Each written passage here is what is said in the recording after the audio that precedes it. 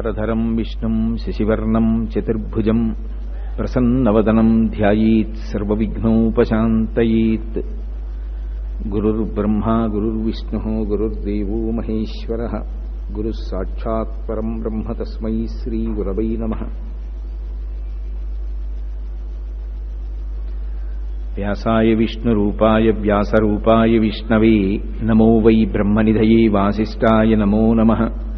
కూజంతం రామ రామీతి మధురం మధురాక్షరం ఆరుహ్య కవితాశాఖాం వందే వాల్మీకికోకిలం.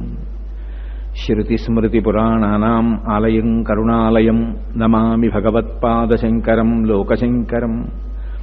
వాగర్ధావివ సంపృక్తౌ వాగర్ధప్రతిపత్తయే జగతః పితరౌ వందే పార్వతీపరమేశ్వరౌ. సూక్తిం సమగ్రేతున స్వయమైవ లక్ష్మీః శ్రీరంగరాజమహిషీ మధురైః కటాక్షైః. వైదగ్ధ్యవర్ణగుణగుంభనగౌరవైర్యాం కండూలకర్ణకుహరాः కవయోధయంతి. హైమోర్ధ్వపుండ్రమజహన్మకుటం సునాసం మందస్మితం మకరకుండలచారుగండం బింబాధరం బహుళదీర్ఘకృపాకటాక్షం. శ్రీవేంకటేశముఖమాత్మని సన్నిధత్తాం. విమలపటి కమలకుటి పుస్తకరుద్రాక్షశస్తహస్తపుటి కామాక్షి పక్ష్మలాక్షి కలిత విపంచి విభాసి వైరించి. మనోజవం మరుతతుల్యవేగం జితేంద్రియం బుద్ధిమతాం వరిష్టం. వాతాత్మజం వనరయూధముఖ్యం శ్రీరామదూతం శిరసా నమామి. ఆపదామపహర్తారం దాతారం సర్వసంపదాం లోకాభిరామం శ్రీరామం భూయో భూయో నమామ్యహం. హరి ఓం. పరమేశ్వర స్వరూపైన సభకి నమస్కారం. ఈ మాస వైశిష్ట్యం గురించి, కార్తీక పౌర్ణమి గురించి, అలాగే మన గుడి కార్యక్రమాన్ని అనుసంధానం చేస్తూ ప్రసంగం చేసేటటువంటి భాగ్యం కలగడం నిజంగా అది ఈశ్వరుని యొక్క అనుగ్రహ విశేషం. మనకి ఋషులు దార్శనికులు, మనం ఋషులకు రుణపడిపోయాం. అందుకే పుట్టుకతోటే 3 రుణాలు ఉంటాయి. ఒకటి దేవరుణము, ఒకటి ఋషి రుణము, ఒకటి పితృరుణము. పితృరుణం తండ్రి మనకి శరీరాన్ని ఎలా ఇచ్చారో అలాగే మనం కూడా వివాహ సంస్కారాన్ని పొంది సంతానానికి జన్మని ఇవ్వకపోతే ఆ పితృరుణం తీరదు. కామమును ధర్మంతో ముడివేసి ధర్మపత్ని యందు తన తేజస్సు నిక్షేపించి తన ప్రతిరూపమైనటువంటి సంతానాన్ని తన ధర్మపత్ని వలన పొందినటువంటి వాడెవరుంటాడో తామర తంపరగా ఆ ప్రజోత్పత్తి జరుగుతున్న కారణం చేత, అలా సంతానానికి తాను జన్మనిచ్చిన కారణం చేత పితృరుణం నుండి విముక్తుడవుతాడు. ఋషులు మనకి ధర్మాన్ని నిర్దేశం చెయ్యడానికి, మనుష్య జన్మ సార్థక్యం పొందడానికి ఎంతో వాంగ్మయాన్ని ఇచ్చారు. వ్యాసుడు వాల్మీకి ఇద్దరూ కూడా ఈ మనుష్య జగత్తుకంతటికీ కూడా వాళ్ళు చంద్రుడు సూర్యుడు. ఎందుకంటే చంద్రవంశాన్నంతటినీ వ్యాస భగవానుడు వర్ణించాడు, సూర్యవంశాన్నంతటినీ వాల్మీకి మహర్షి వర్ణించారు. సూర్యచంద్రులిద్దరూ ప్రకాశిస్తే ఒక రోజైనట్లే వాల్మీకి వ్యాసుడు వారిద్దరి వలన మనకి ధర్మం అంతా తెలిసే అవకాశం ఏర్పడింది. అంత గొప్ప వాంగ్మయాన్ని ఇచ్చినటువంటి వ్యాస వాల్మీకాది మహర్షులకు జన్మతః మనం రుణపడిపోయాం. ఆ రుణం తీర్చుకోవాలి అంటే రామాయణ భారత భాగవతాది గ్రంథములను తప్పకుండా పఠనం చెయ్యాలి. మూడవది, మనం దేవతల పట్ల పొంది ఉన్నటువంటి రుణం. దేవతల యొక్క రుణం తీర్చుకోవాలి అంటే దైవ సంబంధమైనటువంటి కార్యక్రమాలు చెయ్యాలి. పంచసంఖ్యోపచారిణి అంటాడు వ్యాస భగవానుడు లలితా సహస్రనామ స్తోత్రంలో. గంధ పుష్ప ధూప దీప నైవేద్యాది ఉపచారముల చేత పరమేశ్వరుణ్ణి అర్చన చేసి యజ్ఞయాగాది క్రతువులలో హవిస్సులిచ్చి హవిస్సుల చేత దేవతలు తృప్తి పొందేటట్టుగా ఎవరు ప్రవర్తిస్తారో వాళ్ళు దేవతలకు సంబంధించినటువంటి రుణం నుండి వినిర్ముక్తులవుతారు. ఈ 3 మనకి ప్రధానమైనటువంటి రుణాలు. ఋషి దార్శనికుడు. ఆ ఋషి కాల గమనాన్ని పరిశీలనం చేసి తనకి ధ్యానంలో పరమేశ్వరుని నుండి అందినటువంటి మంత్రానికి ద్రష్ట అయి కాలమునందు నిత్యము నైమిత్తికము అనేటటువంటి విభాగాన్ని తీసుకొచ్చి ఎప్పుడు ఎలా అనుష్ఠానం చేస్తే దాని చేత ఈశ్వరుడి యొక్క అనుగ్రహం కలుగుతుందో మనకి నిర్ణయం చేసి చూపించాడు. మీరొక్కటి పరిశీలించండి, పరమేశ్వరుడు లేని ప్రదేశం ఎక్కడుంది? అంతర్బహిశ్చ తత్సర్వం వ్యాప్య నారాయణ స్థిత. భాగవతంలో ప్రహ్లాదుడు అంటాడు, ఇందుకలడందులేడని సందేహము వలదు చక్రి సర్వోపగతుండిందెందు వెదకి చూచిన అందందే కలడు దానవగ్రణి వింటే అంటాడు. మరి అంతటా పరమేశ్వరుడు నిండి ఉంటే ప్రత్యేకం వెంకటాచలం వచ్చి ఏడుకొండల మీద వెంకటేశ్వర స్వామి వారిని దర్శించవలసిన అవసరం ఏముంది? అంతటా నిండి ఉన్నాడుగా ఈశ్వరుడు. అంటే అంతటా భగవంతుడు నిండి ఉన్నప్పటికీ ఒక చోట పైకి పొటమరిస్తుంది ఆ ఈశ్వర తేజస్సు, ఒక మూర్తి రూపాన్ని పొందుతుంది. అందుకే భవిష్యోత్తర పురాణంలో వ్యాస భగవానుడు అంటాడు, నకృతం దైవ సంఘైశ్చ నకృతం విశ్వకర్మణ స్వేచ్ఛయా క్రీడతి తత్ర ఇచ్ఛారూపం విరాజిత అంటాడు. ఎవరు వెంకటేశ్వరుడు అంటే నకృతం దైవ సంఘైశ్చ, ఆయన యొక్క రూపాన్ని ఎవరో దేవతలు తయారు చెయ్యలేదు. నకృతం విశ్వకర్మణ, అది విశ్వకర్మ చెక్కలేదు. స్వేచ్ఛయా క్రీడతే తత్ర, అలా ముద్రపట్టి దాని చేత జనులకు ఒక సందేశం ఇవ్వాలి అని సాక్షాత్ పరాత్పరుడు అక్కడ నిలబడ్డాడు. అది కేవలం విగ్రహం కాదది, అది సాక్షాత్ పరమాత్మ. అటువంటి వాడు కలియుగంలో మనం పొందినటువంటి అదృష్టం ఏమిటంటే, ఏదో భాగవతంలో అక్రూరుడు అంటాడు, శూరులు తొల్లియే విభుని శోభిత పాద నక్క ప్రభావళించేరి భవాంధకారముల చిక్కక వందురు వట్టి దేవునిన్ వైరముతోడనైన గిలువన్ నలుపంపి శుభంబు చేసే నిష్కారణమైన ప్రేమ ఇదే కంసుని పోలు సకుండు కల్గుని అంటాడు. ఏ భగవంతుని యొక్క పాదమునకు ఉన్నటువంటి బొటనవేలి గోటి కాంతి, ఆ చివరి భాగంలోంచి వచ్చేటటువంటి కాంతిని కూడా మనం దర్శనం చేయలేము. అటువంటి పరమాత్మ మాంసనేత్రం చేత ఆపాదమస్తకం చూడడానికి యోగ్యంగా పద్మపీఠం మీదకి వచ్చి నిలబడ్డాడు. ఒక చోట ఆయన యొక్క తేజస్సు పొటమరించి సాకారాన్ని పొందితే అప్పుడు దాన్ని స్వయంభూమూర్తి అని మనం అర్చన చేస్తున్నాం. అలాగే కాల ప్రవాహమునందు కూడా ఒక్కొక్క కాలములో ఒక్కొక్క తిథి నాడు, ఒక్కొక్క మాసంలో, ఒక్కొక్క పక్షంలో ఈశ్వరుణ్ణి ఆరాధించడానికి ప్రత్యేకమైనటువంటి యోగ్యత ఉంటుంది. ఆ కాలమునందు చేసినటువంటి ఆరాధన ఆ కాలమునందు వచ్చేటటువంటి వైపరీత్యముల నుండి తప్పుకోవడానికి కారణమవుతుంది. ఆ కాలమునందు చేసేటటువంటి సాధన మనుష్య జన్మని సార్థక్యం చేసుకోవడానికి ప్రధానమైనటువంటి ఉపకరణమవుతుంది. నేను ఈ రెండు మాటలు అన్నప్పుడు మీరు జాగ్రత్తగా గమనించవలసి ఉంటుంది. ఈశ్వరుడు దురితానికి ఫలితాన్ని ఇవ్వాలి అన్నప్పుడు ఎప్పుడు ఇస్తాడు? కాలంలోనే ఇస్తాడు. అందుకే వ్యాసుడు దేవీ భాగవతంలో ఒక మాట అంటాడు, కాలోహి బలవాన్ కర్త సతతం సుఖదుఃఖయోహో నరాణాం పరతంత్రాణం పుణ్యపాపానుయోగత అంటాడు. కాలోహి బలవాన్ కర్త, కాలాన్ని మించినటువంటి బలవత్తరమైనటువంటి రూపం ఇంకొకటి లేదు. ఆ కాలమునందే ఈశ్వరుడు మనం గతంలో చేసినటువంటి పాపపుణ్యాల్ని దృష్టిలో పెట్టుకుని సుఖ దుఃఖములను ఇస్తూ ఉంటాడు. ఏదో గతంలో చేసిన పుణ్యం ఉంది, ఓ సుఖ రూపంలో వస్తుంది. గతంలో చేసినటువంటి పాపం ఉంది, దుఃఖ రూపంలో వస్తుంది. ఇప్పుడు నేను జీవుడిగా చూసుకున్నప్పుడు నేను గత జన్మలలో చేసుకున్నటువంటి పాపాన్ని, గత జన్మలలో చేసుకున్న పుణ్యాన్ని చిత్రంగా రాసి గుప్తంగా నిలవ చేసిన వాడెవడో వాడే చిత్రగుప్తుడు. వాడెవరో కాదు, ఈశ్వరుడే. ఆయన సర్వజ్ఞుడు, ఆయనకి తెలియనిదేం లేదు. ఆయనేం కర్మ ఫలితాన్ని ఇస్తున్నప్పుడు ఎదురుగుండా వచ్చి నిలబడి, ఓయ్ కోటేశ్వరరావు, గత జన్మలలో నువ్వు ఫలానా పేరుతో జీవుడు ఒక శరీరంలో ఉండగా ఈ పాపం చేశావు, దానికి నీకు ఇప్పుడు ఈ ఫలితాన్ని ఇస్తున్నాను, నువ్వు తప్పించుకోలేవోయ్, నా శాసనం అటువంటిది, నువ్వు అనుభవించు అని అనడు.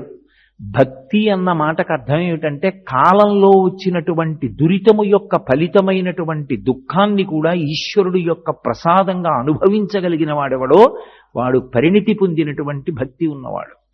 అందుకే రాముడు రామాయణంలో రేపు పట్టాభిషేకం అన్నాడు దశరథుడు. తెల్లవారి లేస్తే పట్టాభిషేకం జరగలేదు, కోపం వచ్చింది లక్ష్మణస్వామికి. గురోరప్యవలిప్తస్య కార్యాకార్యమజానత ఉత్పదం ప్రతిపన్నస్య కార్యం భవతి శాసనం. అన్నయ్య గురువు అయినా సరే దోషభూయిష్టమైన జీవితం ఉంటే అంగీకరించక్కర్లేదు. దశరథ మహారాజు ఎవరన్నాయా రాజ్యం ఇవ్వకపోవడానికి? నీ హక్కు, పెద్ద కుమారుడివి, ధర్మాత్ముడివి, నువ్వు అను చంపేస్తాను దశరథుణ్ణి సైన్యాన్ని అన్నాడు. రాముడు ఒక మాట అన్నాడు, అందుకు రాముణ్ణి దైవంగా కొలుస్తాం, రామాయణం చదువుకుంటాం, చదువుకుని మనిషిగా బ్రతకడం నేర్చుకుంటాం. ఆయన అన్నాడు, అసంకల్పితమే వేహాయదకస్మాత్ ప్రవర్తతే నివర్త్యారంభమారబ్ధం అనుదైవస్య కర్మతత్ అన్నాడు. ఈశ్వరుడు నీ కంటి ఎదురుగుండా నిలబడి ఫలితాన్ని ఇవ్వడు. నిన్నను రాజ్యం ఇస్తానన్నవాడెవరు? నాన్నగారే. ఇవాళ రాజ్యం ఇవ్వనన్నదెవరు? నాన్నగారే. రాజ్యం ఇవ్వను అన్న నాన్నగారి మనసులో ఇవ్వకూడదన్న కోరిక బలంగా ఉందా? లేదు. మరి రాజ్యం ఇద్దామనుకున్న నాన్నగారు ఇవ్వలేని పరిస్థితి ఏర్పడేటట్టుగా కంటికి కనపడకుండా వెనక నిలబడి పరిస్థితిని సృజించినటువంటి వాడెవరు? వాడు పరమేశ్వరుడు. వాడు నీ కంటికి కనపడడం.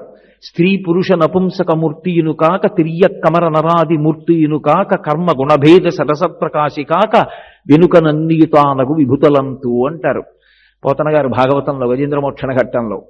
ఆయనకి ఒక రూపం ఉంటుంది అని చెప్పడం కష్టం. దివ్వు ప్రకాశం వెనక ఉండి కర్మ ఫలితాలను ఇస్తూ ఉంటాడు. ఆ కర్మ ఫలితాల్ని మనం అనుభవిస్తూ ఉంటాం. అనుభవించినప్పుడు మిగిలినటువంటి శరీరాలకి మనుష్యుని యొక్క శరీరానికి ఒక ప్రధానమైనటువంటి వ్యత్యాసం ఉంటుంది.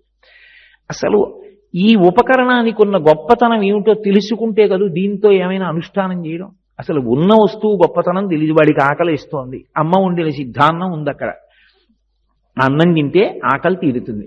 వాడికి ఆ అన్నం తింటే ఆకలి తీరుతుందని తెలియదు. ఆకలి ఉంది, ఏమిటి ఉపయోగం? అన్నం ఎదురుగుండా ఉంటే ఆకలి తీరుతుందా? ఈ అన్నం తింటే ఆకలి తీరుతుందని తెలిస్తే తీరుతుంది. ఈ శరీరం ఉంది, ఏమిటి ఉపయోగం? ఈ శరీరం యొక్క గొప్పతనం ఏమిటో తెలిస్తేను దాన్ని వాడుకోవడం. లేనినాడు ఈ శరీరం ఉంటే మాత్రం ఉపయోగం ఏముంది? ఈ శరీరము యొక్క గొప్పతనం ఏమి అంటే జంతువునాం నరజన్మ దుర్లభం అంటారు శంకర భగవత్పాదులు. మనుష్యునిగా పుట్టడం అసంభవం. అలా పుట్టడం అంటే అంతకన్నా అదృష్టం లేదన్నారు. ఏమిటి దీని అదృష్టం అంటే, దేవతలు ఉన్నారనుకోండి, వాళ్ళకి కర్మాధికారం లేదు. వాళ్ళకి మళ్ళీ యజ్ఞయాగాది క్రతువులు చేసి కొత్తగా పుణ్యం సంపాదించారు. క్షీడే పుణ్యే మర్త్యలోకం విశంతి. ఉన్న పుణ్యం అయిపోతే పైనుంచి కింద పడిపోతారు, ఈ లోకంలోకే వస్తారు, మర్త్యలోకం. తిర్యక్కులున్నాయి, భూమికి అడ్డంగా విన్నుపాం ఉండి భూమికి అడ్డంగా పెరిగేటటువంటి ప్రాణులు. వాటికి కర్మాధికారం లేదు. వాటికి శాస్త్రంతో పని లేదు, గురువుతో పని లేదు, కర్మ చేసే అవకాశము లేదు. మహతిలో కార్తీక మాస మహాత్మ్యం చెప్తున్నారు అని చెప్పి ఒక కుక్కో పందో లోపలికి వస్తే అంగీకరిస్తారా? పైకి పంపించేస్తారు.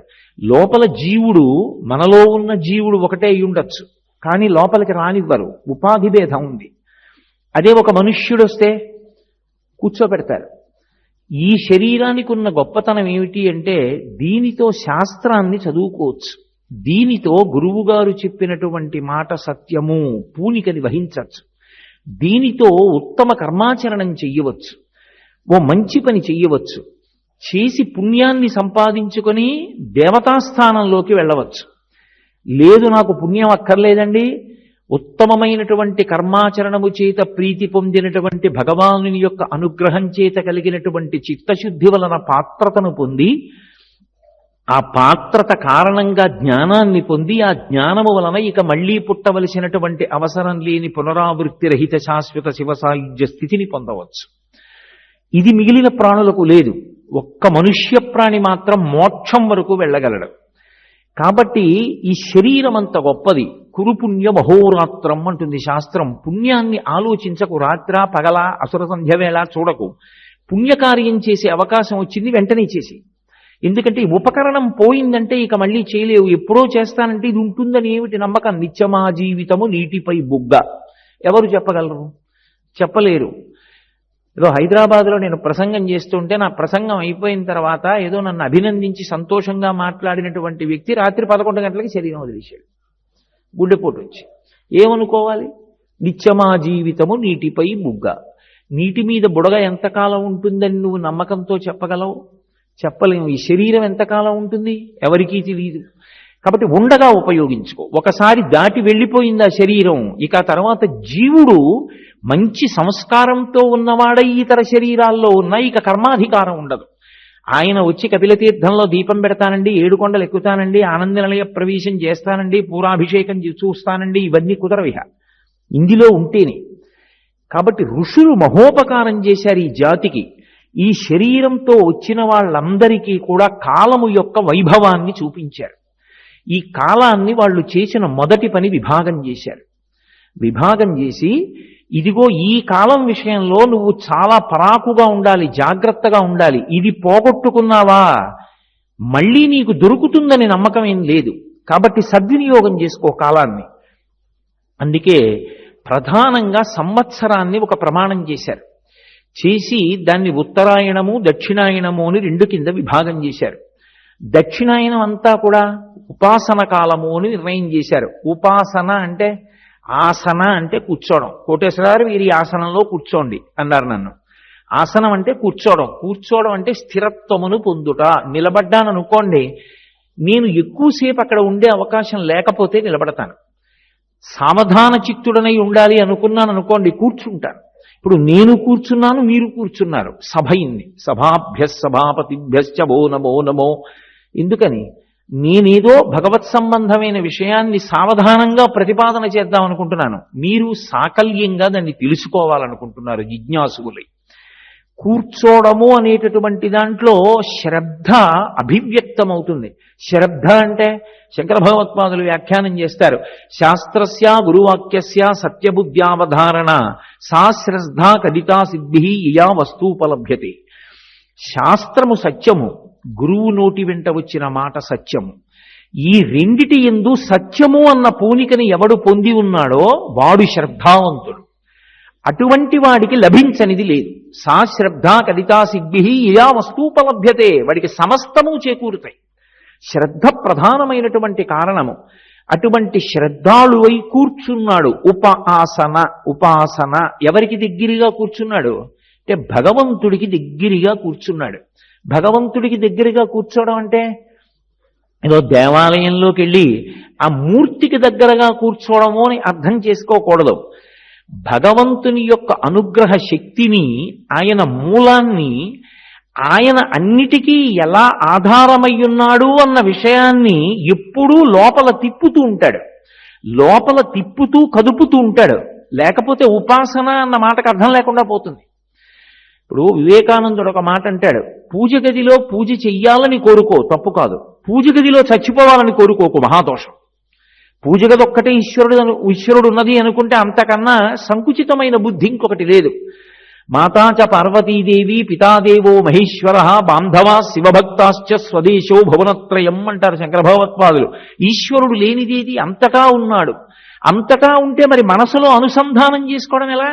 అస్తమానం ఈశ్వరుడు ఎలా గుర్తొస్తాడు అంటే ప్రహ్లాదోపాఖ్యానంలో పోతన గారు అంటారు, పానీయంబులు త్రాగుచున్ కుడుచుచున్ భాషించుచున్ హాసలీలా నిద్రాదులు చేయుచున్ తిరుగుచున్ లక్షించుచున్ సంతత శ్రీనారాయణ పాద పద్మయుగళీ చింతామృతాస్వాద సంధానుండై మరచన్ సురారిసుతుడే తద్విశ్వమున్ భూవరా అంటారు. ఆయన గొప్పతనం ఎక్కడుంది అంటే విశ్వమును మరిచిపోయాడు. విశ్వనాథుడితో నిరంతరముగా సమన్వయం అయ్యాడు. ఎలా అంటే పానీయంబులు త్రాగుచున్ కుడుచుచున్ భాషించుచున్ హాసలీలా నిద్రాదులు చేయుచున్ అన్నం తింటున్నాడు. మనం యాంత్రికమైన నివేదన చేస్తాం. మీ వంటి పెద్దల గురించి నేను మాట్లాడాల, నా వంటి వాడి గురించి ఓ యాంత్రికంగా ఏదో ఈశ్వరార్పణమస్తు లేదా అహం వైశ్వానరో భూత్వా ప్రాణినాం దేహమాశ్రిత అంటాడు. కాదు, ప్రహ్లాదుడు అన్నం ఎలా వచ్చిందో ఆలోచించేవాడు. తినే ముందు ఒక్క లిప్తకాలం ఆలోచించేవాడు. ఈశ్వర, ఓషధీతత్వాన్ని ఈ లోకంలో ఉంచావు. ఒక కంకులో వచ్చిన వడ్డు గింజలు చారెడు పట్టుకుని భూమిలో వేస్తే అందులోంచి బస్తా వడ్లు వస్తున్నాయి. అలా వచ్చేట్టు చేసిన వాడివి నువ్వు. చంద్ర రూపంలో ఉండి కిరణముల చేత ఓషధీతత్వాన్ని ప్రకాశింపచేస్తున్నావు. వచ్చిన బియ్యాన్ని నీళ్లలో వెయ్యాలి. నీళ్ళెవరిచ్చారు? సంజీవనం సమస్తస్య జగత సలిలాత్మిక భవయిత్యుచ్యతే మూర్తిర్భవస్య పరమాత్మన అంటాడు లింగ పురాణంలో వ్యాస భగవానుడు. ఆ పరమేశ్వరుడు నీటి రూపంలో ఉన్నాడు. ఈ బియ్యం నీళ్లలో వేసి అగ్నిహోత్రం మీద పెడితే నీళ్లు కిందకెళ్ళాలి, అగ్ని పైకి రావాలి. ఆయన ఈ ధర్మాన్ని తిరగరాశాడు అనుకోండి.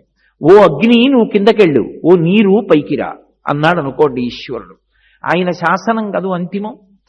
అయినప్పుడు నాకు దాహం వేసి నోట్లో నీళ్లు పోసుకున్నాను అనుకోండి, కడుపులోకి వెళ్ళవు, తలకెక్కుతాయి. ఏ ప్రాణి బతుకుతుంది? అప్పుడు ఈశ్వరుడు కడుపు పైకి పెట్టి తల కిందకి పెట్టాలి. లేదు, అగ్నిహోత్రం వెలిగించారు, పొయ్యి భూమిలోకి వెళ్ళిపోయింది, అగ్నిహోత్రం పైకి రాదు, ఎలా వంట చేసుకుంటారు? వేడెక్కడ నిలబడుతుంది? అది మనం పెట్టుకున్నది కాదు, ఈశ్వర శాసనం. అగ్ని పైకి రావాలి, నీరు కిందకి వెళ్ళాలి. అందుకే నీరు పల్లమెరుగు నిజము దేవుడిరుగు అంటుండేవారు చిన్నతనంలో. పల్లమెరుగు అంటే అది అలా వెళ్ళాలని ఈశ్వర శాసనం. కాబట్టి నీరు గిన్నెలో నిలబడింది, అందులోకి ఔషధులు వేశారు, బియ్యం కింద అగ్నిహోత్రం వెలిగించారు. ఒక్క బియ్యపు గింజని విడిచిపెట్టకుండా ఉన్నటువంటి గింజలన్నీ కూడా మెతుకులయ్యాయి. ఇప్పుడు ఆ మెతుకులు ఓ కాయగూరను ఉడికించి దాంతో కలిపి నోట్లో పెట్టుకుంటే నవలడానికి కఠినమైన దంతపంక్తిని పెట్టాడు. మధ్యలో కొన్ని వేల రసాంకురములతో కూడుకున్న నాలుకని పెట్టాడు. నాలుక రుచిని చెప్పి సంతోషించేట్టు చేస్తుంది. దంతములు బాగా నవిలి శక్తిగా మారడానికి ఉపయుక్తమవుతున్నాయి. ఎవరు చేశాడు ఇవన్నీ? ఈ నేను తినేటటువంటి అన్నపు ముద్ద వెనక ఈశ్వరుడు ఉన్నాడు. ఆయన ఇంత ప్రయత్నం చేస్తే నేను సుఖపడుతున్నాను. ఇప్పుడు ఉపాసన అన్న మాట పూజామందిరంలో కూర్చుంటేనే వస్తుందా, లోపల మనసు ఈశ్వరుడితో అనుసంధానమైతే వస్తుందా? మనసు అనుసంధానమైన వాడికి ఈశ్వరుణ్ణి పూజించకుండా అవకాశం లేదు. అసలు వాడు ఈశ్వరుణ్ణి తలుచుకోకుండా ఉండడానికి సందర్భము లేదు, అవకాశము లేదు. అన్నిటా ఈశ్వరుడే గుర్తొస్తాడు. మీరు అన్న మాట అడగచ్చు, కష్టం వస్తేనండి అనొచ్చు. కష్టం వచ్చినా ఈశ్వరుణ్ణి తలుచుకుని పొంగిపోయారు. ఈశ్వర, నేను గతంలో ఏదో పాపం చేశాను, ఆ పాపానికి ఇప్పుడు ఫలితంగా కష్టాన్ని ఇచ్చావు, ఈ కష్టంతో పాపం పోతాం. ఇప్పుడు నేను ఈ కష్టాన్ని అనుభవించేటప్పుడు ఒకటి తెలుసుకున్నాను, పాపం చేసేయడం తేలిక, అనుభవంలోకి వచ్చినప్పుడు ఎంత కష్టమో అర్థమవుతోంది. కాబట్టి ఈశ్వర, నాకు రెండు అనుగ్రహించు. కష్టమునందు నీ పాదములు విడిచిపెట్టకూడదు. రెండు, కష్టము అనబడేటటువంటి ఫలితాన్ని ఇచ్చే పాపమునందు నా మనసుకి అనురక్తి కలగకూడదు. ఈ రెండు కృప చెయ్యి. ఇప్పుడు కష్టం భగవంతుడికి దూరం చేసిందా? చెయ్యదు. అందుకంటుంది కుంతీదేవి, అన్ని కష్టాలు పడినది యాదవులందు పాండు సుతులందు నాకు మోహ విచ్ఛేదము చేయుమయ్య, ఘనసింధువు చేరిడి గంగభంగి నీపాద సరోజ చింతనముపై అనిశము మదీయ బుద్ధి అచ్చాదర వృత్తితో గదియగనట్లు చేయగదయ్య ఈశ్వర. నా మనసు ఎప్పుడు ఈశ్వర గంగ ప్రవహించి ప్రవహించి సముద్రాన్ని చేరినట్టు నిన్నే స్మరించేటటువంటి అవకాశాన్ని ఇమ్మని కోరుతుంది. అది ఉపాసన. ఇప్పుడు ఈ ఉపాసన క్రమంలో ఒక్కొక్క కాలం ఉంటుంది. ఆ కాలము చాలా విశేషమైనటువంటి శక్తిని పొంది ఉంటుంది. ఆ సమయంలో చేసిన ఉపాసన ఎక్కువ ఫలితాన్ని ఇస్తుంది. మీరు నన్ను ఇక్కడ ఒక ప్రశ్న ఇయ్యొచ్చు, అలా ఎలా ఉంటుందండి? కాలమంతా ఈశ్వర స్వరూపమైతే ఎప్పుడు పూజ చేసినా ఒక ఫలితం ఉంటుంది, ఎప్పుడు దీపం పెట్టినా ఒకటే ఫలితం ఉండాలి. కార్తీక మాసంలో దీపం పెడితే దానికి ప్రత్యేక ఫలితాలు. ఏదో శుక్రవారం అమ్మవారికి ప్రీతి, శుక్రవారం అమ్మవారికి ప్రీతి అయితే మిగిలిన 6 వారాలంటే అసహ్యమే. అప్పుడు ఆవిడికి ద్వంద్వాలుంటే, ఆవిడికి ఇష్టాలు అయిష్టాలు ఉంటే ఆవిడికి నాకు తేడా ఏమిటి? ఇంకా అలా ఉంటుందా శాస్త్రంలో? ఎందుకు కాలంలో ఈ భేదం వస్తుంది? ఋషి దార్శనికుడు దానికి కారణం చెప్పాడు. చదువుకునేటటువంటి విద్యార్థి ఉంటాడు, ఆయనకి ప్రతి నిమిషమూ చదువుకోవడానికి అవసరం, ఎప్పుడూ చదువుకోవాలి. అంతేగాని నేను 6 నెలలు చదువుకోకుండా ఏదో పరీక్ష ముందో గంట చదువుకుంటానండి అంటే వాడు ఎట్టి పరిస్థితుల్లోనూ ఉత్తీర్ణుడు కాడు, అందరికీ తెలుస్తుంది. ఎప్పుడూ అవసరమే, జాగ్రత్తగా చదువుకుంటూనే ఉండాలి. సంవత్సరం అంతా చదువుకున్నాడు, ఓ గడియారం అక్కడ పెట్టుకుని 60 నిమిషాలలో 150 ప్రశ్నలకి సమాధానాలు వ్రాయడం ఎంతో శిక్షణ పొందాడు. 60వ నిమిషం అయ్యేటప్పటికీ మొట్టమొదట ఏదో 100 ప్రశ్నలే వ్రాయగలిగేవాడు. సాధన చేత 50 నిమిషాలకి 150 ప్రశ్నలు ఆ సమాధానం చెప్పి వెనక్కి చూసుకోవడం కూడా వచ్చేసింది. ఇప్పుడు ఆ వేగాన్ని సంతరించుకున్నాడు. ఇప్పుడు ఆయన చేసినదంతా చదివే, ఆయన కాలంలో చేసినదంతా సాధనే. పరీక్షకి వెళ్ళాడు, ప్రశ్నాపత్రం ఇచ్చారు. ఇప్పుడు ఆయన 50 నిమిషాల్లో 150 ప్రశ్నలకి జవాబులు పెట్టగలడు, 150కి 150 పెట్టగలడు. ఏదో ఆయనకి నచ్చిన పాట ఒకటి దూరంగా ఏదో పెళ్లి పందిరిలోంచి వినపడుతోంది, ఆ పాట మీద శ్రద్ధ పెట్టాడు. ఇప్పుడు ఆ పాటలు వింటూ చివరి 10 నిమిషాల్లో వ్రాసేయగలను అనుకున్నాడు. కంగారు పడ్డాడు, తొందరపడిపోయాడు, వ్రాయలేకపోయాడు. ఆ పిల్లవాడి శక్తిని మీరు పరీక్షిస్తే అక్కడ ఉన్న ఎవరికన్నా వాడే సమర్థుడు. కానీ వాడు పరీక్ష వ్రాసేటప్పుడు మాత్రం రాయకపోతే అనుగ్రహించి వాడికి ఏమైనా ప్రత్యేకంగా చదువుకోవడానికి అవకాశం ఇస్తారా? ఇవ్వరు. పరీక్షాకాలము ఒక పరీక్ష కేంద్రంలోకి వెళ్ళినప్పుడు ఇవ్వబడిన కాలము ఎంత ప్రధానమో మనకి కూడా ఈశ్వరుడు ఇచ్చినటువంటి జీవితము అనబడేటటువంటి కాలంలో సంవత్సరం ప్రమాణమైతే దక్షిణాయనం అంత గొప్పది. దక్షిణాయనం ఉపాసన కాలం. యథార్థమునకు దక్షిణాయనంలో చచ్చిపోతే జ్ఞానికి ఇబ్బంది ఏముంటుందండి? ఏముండదు. దక్షిణాయనంలో చచ్చిపోయాడని మహాజ్ఞానులైన వాళ్ళు ఈశ్వరుణ్ణి పొందకుండా ఉంటారా? అలా ఏం ఉండదు. కానీ మరి దక్షిణాయనంలో చనిపోయాడండి పాపం అంటారు. ఎందుకు అంటే పాపం బాగా చదువుకున్నాడు కానండి, పరీక్షకి వెళ్ళే 2 రోజుల ముందే టైఫాయిడ్ వచ్చింది, కచకచకచకచ వణికిపోయాడు, కూర్చోలేకపోయాడు, వ్రాయలేకపోయాడు. అంత బాగా చదువుకున్నటువంటి విద్యార్థి పరీక్ష గదిలోకి వెళ్లే ముందు టైఫాయిడ్ జ్వరం వచ్చినటువంటి కారణం చేత పరీక్ష వ్రాయలేకపోతే మనం ఎలా సానుభూతి వ్యక్తం చేస్తామో అలా మనుష్య శరీరం పొందినవాడు దక్షిణాయనంలో ఉపాసన చెయ్యవలసిన వాడు చేసుకోకుండా వెళ్ళిపోతే ఉపకరణం పనికి రాకుండా పోయింది ఆ దక్షిణాయనానికి. అందుకు బాధపడ్డాం. అంతేగాని దక్షిణాయనంలో వెళ్ళిపోయాడు అని చెప్పి జ్ఞాని విషయంలో ఏ విధమైనటువంటి భేదము ఉండదు. జ్ఞానికి కాలంతో సంబంధం ఏం లేదు. జ్ఞాని కాలమును ఎప్పుడో దాటిపోయాడు. భాగవతం దశమస్కంధం నిరూపణం చేసి చెప్తుంది. ఎప్పుడో దాటాడు కాలాన్ని. ఆయనకి పునరావృత్తి లేనే లేదు. ఆయన పొందవలసినది ఏమైనా ఉంటే విదేహముక్తి ఒకటే, శరీరం పడిపోవడం ఒకటే. ఆయన సాక్షి మాత్రంగా చూస్తూ ఉంటాడు. ఆయనకి కాలంతో సంబంధం ఏమిటి పునరావృత్తికి? దక్షిణాయనం ఆయన్ని ఏం చేస్తుంది? ఏదో వెనకటికి ఎవరో కొబ్బరి చెట్టుకి దొంగలు కొబ్బరి చెట్టు ఎక్కి కొబ్బరికాయలు కోయకుండా ఉండడానికి మడిబట్ట కట్టేటాడు.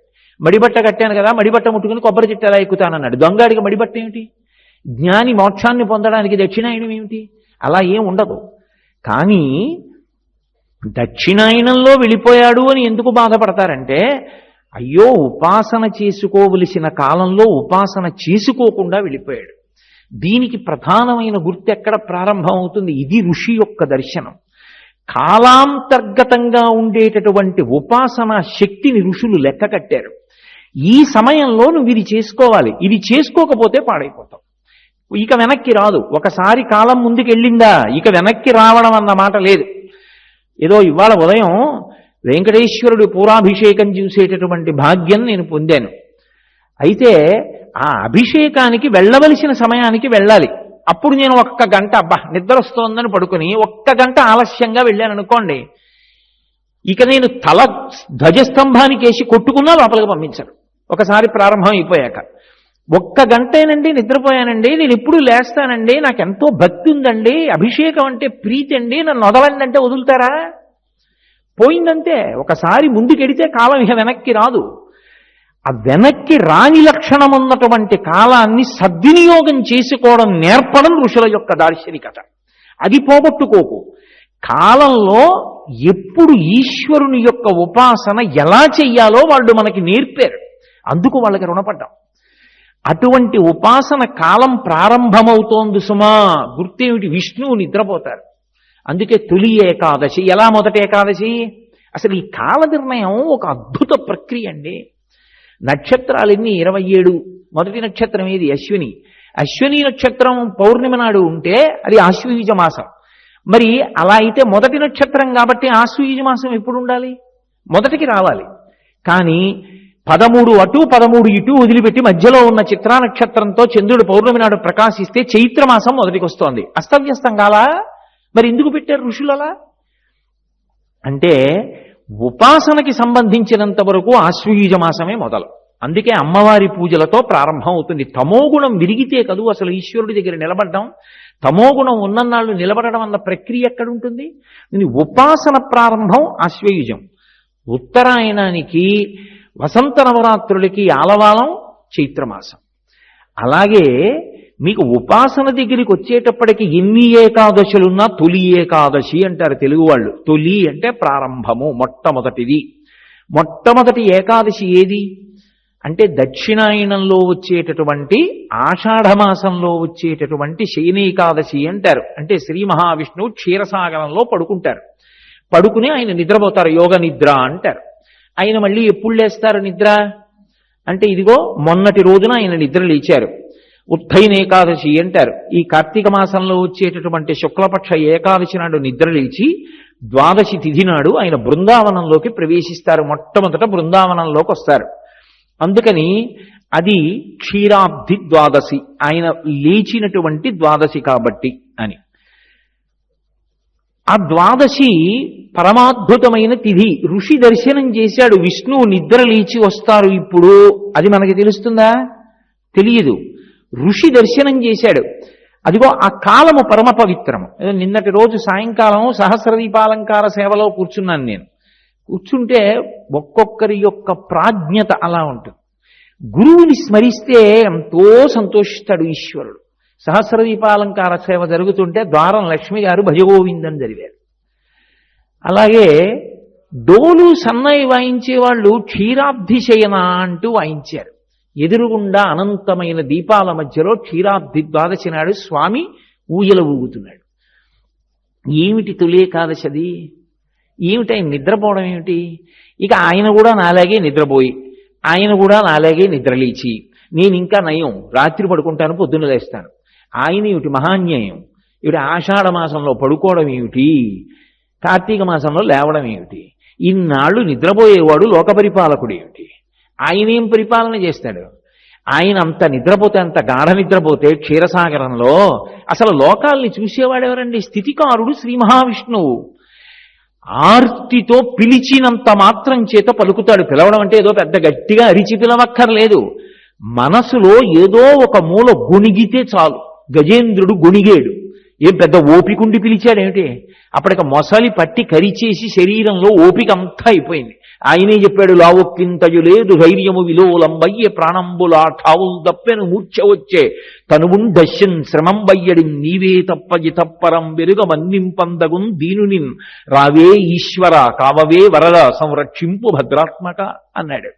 అంటే ఇప్పుడు రావడం కుదరదు లేవయా, నేను నిద్రపోతున్నాను, నువ్వు పిలిచావు కానీ నాకు వినపడలేదు, మంచి నిద్రలో ఉన్నానని విష్ణువు అన్నారనుకోండి, ఇంకా అంతకన్నా అన్యాయమైన విషయం లోకంలో ఉంటుందా? ఆయన నిద్రపోవడం ఏమిటి? ఆయన నిద్రపోతే తొలి ఏకాదశి ఏమిటి? ఆయన నిద్ర లేవడం ఏమిటి? బృందావనంలోకి రావడం ఏమిటి? ఏదో లౌకికంగా అనడానికి బాగుంటాయేమో కానీ నిజంగా జిజ్ఞాసులు ఈయన పిల్లలు అడిగారనుకోండి, ఏమన్నా ఆయనే నిద్రపోతే ఆ కాలంలో ఇంకా ఎంత గొప్ప గొప్ప పాపాలు చేసినా చూసేవాడు లేనట్టేగా స్థితికారుడు లేనప్పుడు. కాబట్టి దక్షిణాయనం గొప్పదేమిటి? పాపాలు చేసుకోవడానికి ఆలవాలం అది. స్థితికారుడు చూడడు కాబట్టి ఎవడూ పట్టించుకునేవాడు లేడు. మరి అసలు ఏమిటి తొలి ఏకాదశి ఏమిటి? పడుకోవడం ఏమిటి? ఉద్దయం ఏకాదశి ఏమిటి? ఆయన లేవడం ఏమిటి? క్షీరాబ్ది ద్వాదశి ఏమిటి? బృందావనానికి రావడం ఏమిటి? అదంతా అల్లరి కాదు. దాన్ని జాగ్రత్తగా పరిశీలనం చెయ్యాలి. ఆయన పడుకోవడం అంటే అది తామసిక నిద్ర కాదు. నేను పడుకుంటే ఒళ్ళు తెలియకుండా నిద్రపోతాను. ఇంద్రియాలు మనసులోకి, మనసు ఆత్మలోకి వెళ్ళిపోతే సుషుప్తి అంటారు. ఇంకేం తెలియదు. కంటి ముందు నాకు ప్రీతిపాత్రమైన వస్తువు ఉన్నా, నా నాలుక మీద తిరుపతి లడ్డూ పెట్టినా, నన్ను అత్యంత ప్రీతిపాత్రమైన వాళ్ళు ముట్టుకున్నా, నా ముక్కు దగ్గర గంధం పూసినా నాకు తెలియదు. విష్ణువు నిద్ర అంటే అది తామసిక నిద్ర కాదు. ఆయన నిద్రపోడు. నిద్రాముద్రాం నిఖిల జగతి రక్షణే జాగరూకం అంది శాస్త్రం. ఆయన నిద్ర ముద్ర పడతాడు.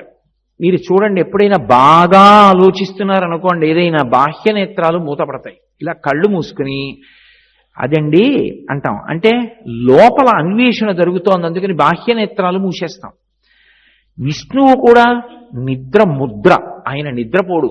ఆయనే నిద్రపోతే లోకాల్ని చూసేవాడు ఎవరండి? ఎవరుంటారు? ఎవరు ఉండరు ఇక. అందుకే భాగవతంలో ఆయన కృష్ణావతారంలో వస్తే చిన్ని కృష్ణుణ్ణి ఉయ్యాల్లో పడుకోబెట్టి గోపకాంతలందరూ ఉయ్యాల ఊపారు. జోజో కమలదలిక్షణ జోజో మృగరాజ మధ్య జోజో కృష్ణ జోజో పల్లవకర పద జోజో పూర్ణిందు వదన జోజో యనసున్ అంటూ ఆయన ఉయ్యాల ఊపారు. నిద్రపోలేదు. ఎత్తుకున్నారు, పాట పాడారు, పడుకోలేదు. బోర్లా పడుకోబెట్టుకున్నారు. వీపు మీద గట్టిగా కొట్టారు. జో జో జో జో అన్నారు, జో కొట్టారు. ఆయన నిద్రపోలేదు. ఇదేమిట్రా? ఆదికూర్మంగా మారి నేను మందర పర్వతాన్ని మోసి క్షీరసాగర మథనం చేసినప్పుడు కూడా వీపంత మంట పెట్టలేదు, ఇలా కొట్టేస్తున్నారు నన్ను ఆలోచించాడు. అప్పుడు ఆయనకు అర్థమైంది, ఓ లోకములు నిదురపోవగత నిదురింపగని శుభగుడు రమణులు జోకొట్టి పాడ నిదురం గైకును క్రియనూరకుండే కనుజెరవకయున్న నరపోతన గారు.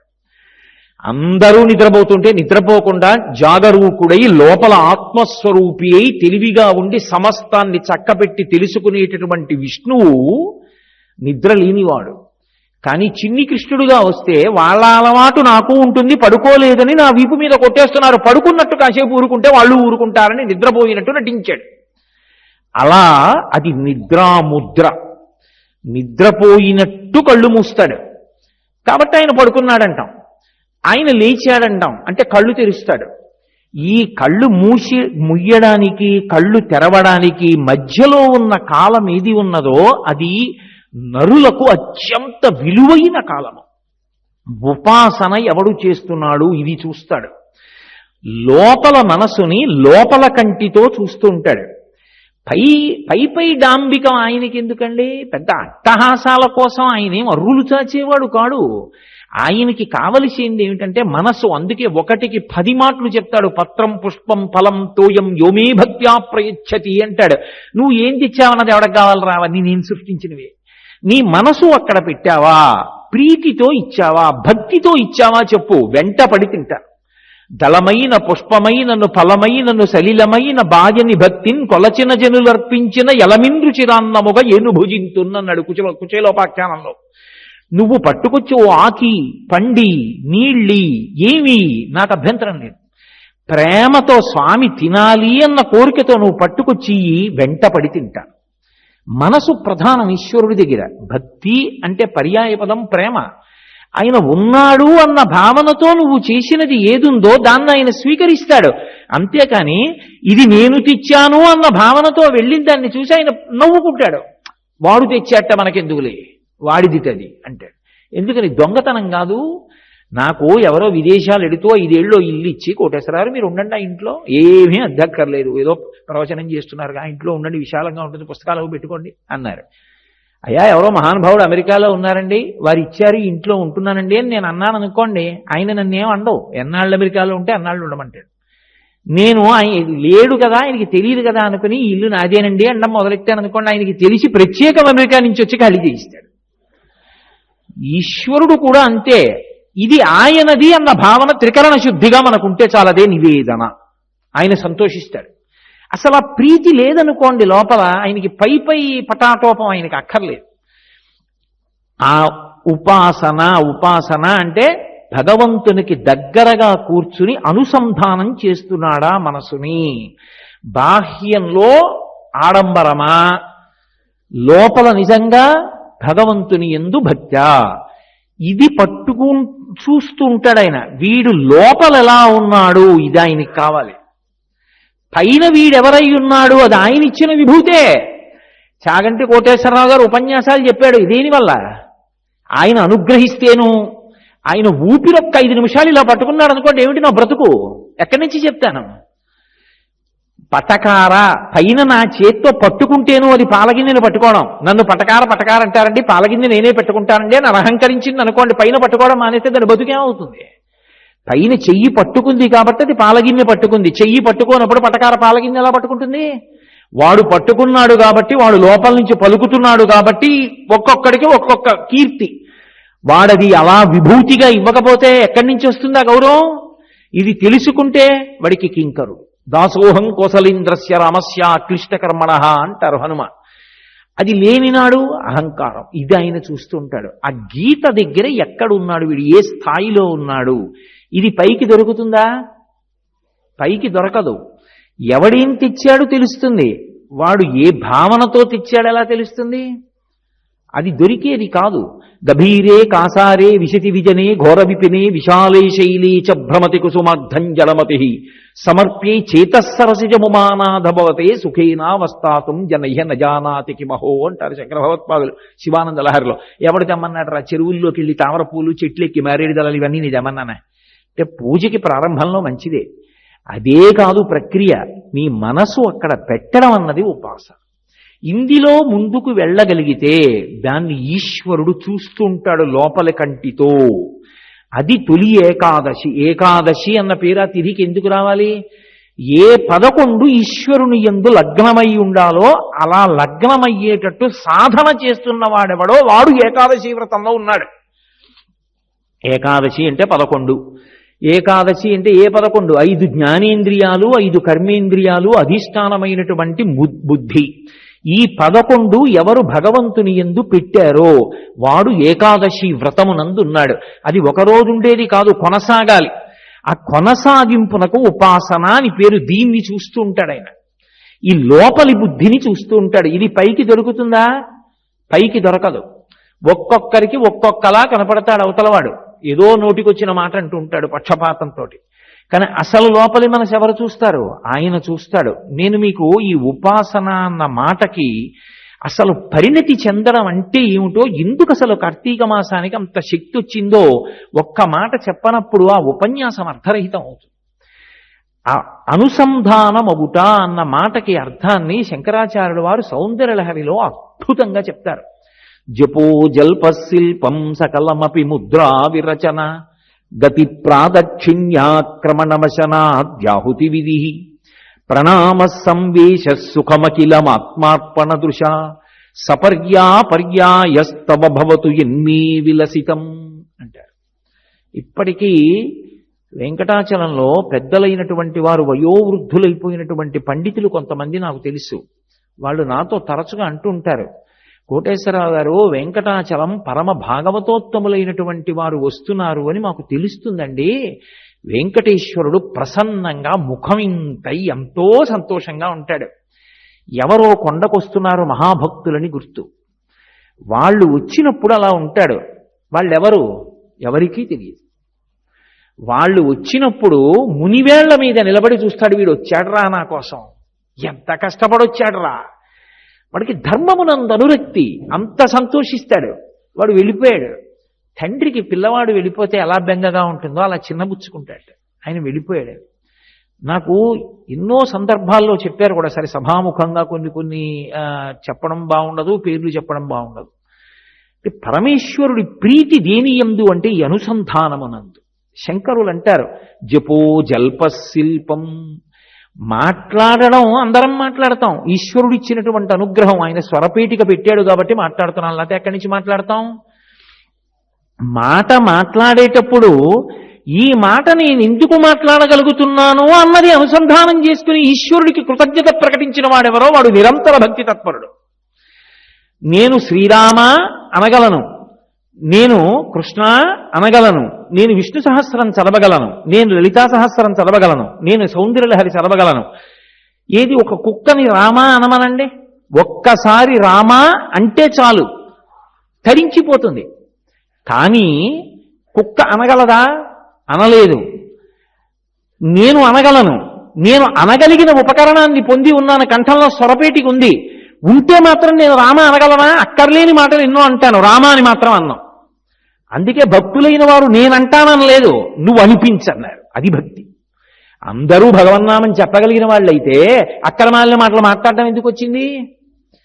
అలా పలకాలన్నా ఆయన అనుగ్రహం ఉండాలి. ఉన్నవాడు పలుకుతాడు. అందుకే నేను పలుకుతానని లేదు రామదాస్ గారు.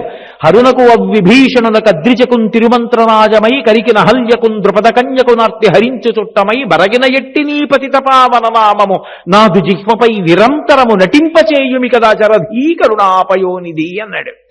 రామా నువ్వు పలికించు నీ నామం, నేనెక్కడ పలుకుతాను రామా అన్నాడు. నిజమైన మాట అంటే అది. ఈశ్వరుడి దగ్గర యథార్థం చెప్పుకున్నారు పెద్దలు. ధూర్జటి కాళహస్తీశ్వరుడి దగ్గరికి వెళ్ళి చెప్పాడు, రోషీరోయదు కామినీ జనుల తారుణ్యోరు సౌఖ్యంబులన్ వాసీ బాజదు పుత్రమిత్రధన సంపద్భ్రాంతి వంచాలతల్ కోచీకోయదు నామనంబకట నీకున్ ప్రీతిగా సత్క్రియలు చేసి చేయుదు దీని త్రుళ్ళనచవే శ్రీ కాళహస్తీశ్వర అని చెప్పాడు. అది వాడు ఉన్నాడని నమ్మకం. వాడి దగ్గరికి వెళ్ళి మహానటుళ్ళ, చాలా భక్తి తత్పరుళ్ళ దొంగ వేషాలు వేయడం కాదు. ఈశ్వర నా ఎంది లోపం ఉంది, దీన్ని దిద్దు, నన్ను నీవాణ్ణి చేసుకో. ఏమిటో ఈ అనురక్తి పోవట్లేదు, అర్థం లేని ఆకర్షణ. ఈశ్వర దాన్ని తొలగించవయా అని ఎవడు నిజంగా చెప్పుకున్నాడో వాడు ధన్యాత్ముడు. అందుకు కదా ఆయన దగ్గరికి వెడితే ఒక లోపం కాదు వెంకటేశ్వర ఆయనదు. అజ్ఞానినా మయా దోషాన్ అశేషాన్ విహితాన్ హరే క్షమస్వత్వం క్షమస్వత్వం శేషశైల శిఖామణే. ఒకటా రెండా? నా లోపాలు ఎన్నో చెప్పడం నా వల్ల కాదు, నీ గుణాలు ఎన్నో నా లోపాలన్నీ. ధరతీ సభ కాగజకరావు లేఖిని సభ బనరాయి సాత సమందికి మసిగరావు హరిగణు లిఖానజాయ్ అంటాడు కబీర్దాస్ గారు.